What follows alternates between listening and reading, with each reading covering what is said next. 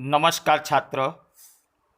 हमारे हिंदू धर्म में और पूर्वजों ने कहा है कि हमें समूह में रहना चाहिए। प्राचीन संस्कृति का महत्व समझना चाहिए। भारतीय संस्कृति उजागर करना चाहिए। प्रकृति का रक्षण करना चाहिए। फूल पेड़ पौधे को सम्मान देना चाहिए। अच्छे या बुरे वक्त में सदा हंसते रहना चाहिए। गरीब बच्चों की मदद करनी चाहिए और सेवा कार्य भी करना चाहिए। छात्र, कहने का मतलब यह है कि हम जब अच्छे कार्य करते हैं तो बहुत सारी मुसीबतें आती है, फिर भी हमें हमारा अच्छा स्वभाव नहीं छोड़ना चाहिए। हर वक्त अच्छे कार्य करते रहना चाहिए। और इसी बात को उजागर करती हुई आज हम एक कहानी पढ़ेंगे। हिंदी में गद्य 3 कहानी है समझदार नन्ही। एक बड़ा सा तालाब जहाँ एक नन्ही बतख अपनी माँ के साथ रहती थी। उसी तालाब के किनारे एक बिच्छू भी रहता था और तालाब के पास दलदल भी था। एक दिन नन्ही बतख तट पर आई तो उसने देखा कि एक बिच्छू दलदल में फंसा है। बहन, मुझे बचा लो। नन्ही को उस पर दया आ गई। उसने बिच्छू को दलदल से उठाकर सूखे स्थान पर रख दिया। बिच्छू को शैतानी सूझी। उसने नन्ही को डंक मार दिया। नन्ही पीड़ा से तड़प उठी। क्यों भाई, तुमने मुझे डंक क्यों मारा? क्या करूं, डंक मारना मेरा स्वभाव है। तुम यह गंदी आदत छोड़ दो, नहीं तो कोई मुसीबत में तुम्हारी रक्षा नहीं करेगा। बिच्छू उसकी बात अनसुनी कर आगे बढ़ गया। नन्ही अपनी माँ के पास नदी में चली गई। नन्ही बेटा, तुम कहाँ रह गई थी? माँ, एक बिच्छू दलदल में फंस गया था, उसे बचाने में देर हो गई। बेटी, यह तुमने बहुत अच्छा काम किया है, लेकिन बदले में उसने मुझे डंक मार दिया। बिच्छू अपनी गंदी आदत का गुलाम है। तुमसे चाहे इतनी बार बचाओ, वह बार बार डंक मारता रहेगा। माँ, मैं उसकी गंदी आदत छुड़ा कर रहूंगी। कुछ दिन बाद बिच्छू के प्राण पुनः संकट में पड़ गए। इस बार वह पानी की धारा में जा गिरा और डूबने उतराने लगा। मौत सामने देखकर बिच्छू को नन्ही की याद आई। वह नन्ही को पुकारने लगा, नन्ही, नन्ही। नन्ही ने उसकी करुण पुकार सुन ली। वह झपट कर बिच्छू के पास आ गई। अब मैं इस गंदे स्वभाव वाले बिच्छू को नहीं बचाऊंगी। बहन, मुझ पर दया करो। नन्ही का मन डोल गया, विचार बदल गया और हो सकता है उसने अपनी गंदी आदत छोड़ दी हो। नन्ही ने सोचा।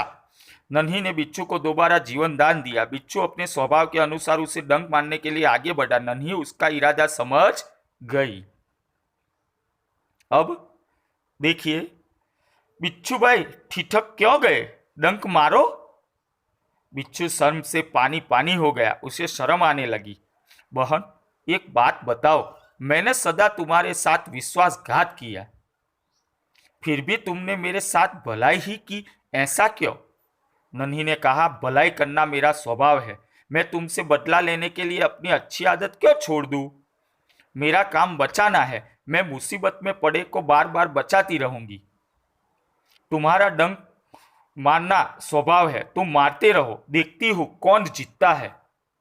नन्ही बहन, आज तुम जीत गई।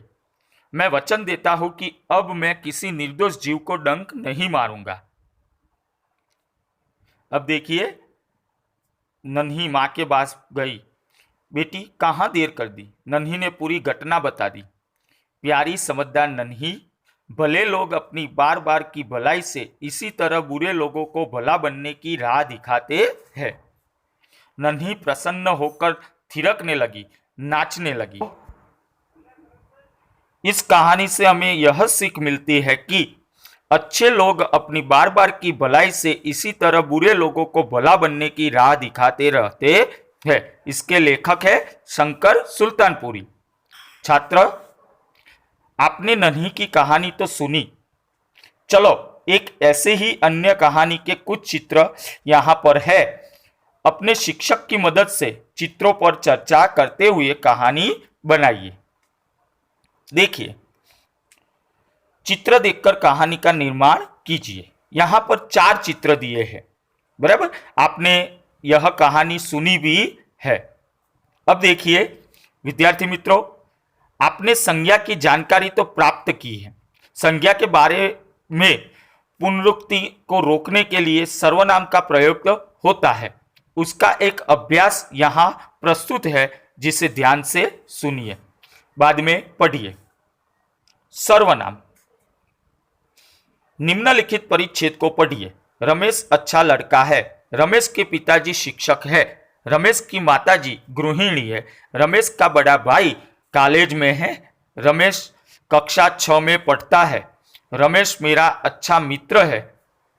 रमेश चतुर है। मैं और रमेश साथ में खेलते हैं। यहां पर रमेश शब्द बार बार आया हुआ है। अब देखिए, रमेश अच्छा लड़का है, उसके पिताजी शिक्षक है, उसकी माताजी गृहिणी है, उसका बड़ा भाई कॉलेज में है, वह कक्षा 6 में पढ़ता है, वह मेरा अच्छा मित्र है, वह चतुर है, हम साथ में खेलते हैं। अब देखिए निम्नलिखित वाक्य पढ़िए। नंबर 1, मैं डॉक्टर बनना चाहता हूं। 2, तुम तो शिक्षक हो ना। 3, आप व्यापारी कैसे बन गए। 4, वह काम मुझसे नहीं होगा। 5, तुम्हें क्या पसंद है। 6, दाल में कुछ कम है। 7, मैं अपने आप काम कर लूंगा। बाल दोस्तों, इन वाक्यों के अभ्यास से आपको पता चला होगा कि संज्ञा के बदले इन शब्दों का उपयोग हुआ है। मैं, तुम, आप, वह, तुम्हें, कुछ, अपने आप जैसे शब्दों को सर्वनाम कहा जाता है। अब आप इन शब्दों का उपयोग कर वाक्य लिखिए। ठीक है छात्र, तो आपको यह शब्द लिखना है।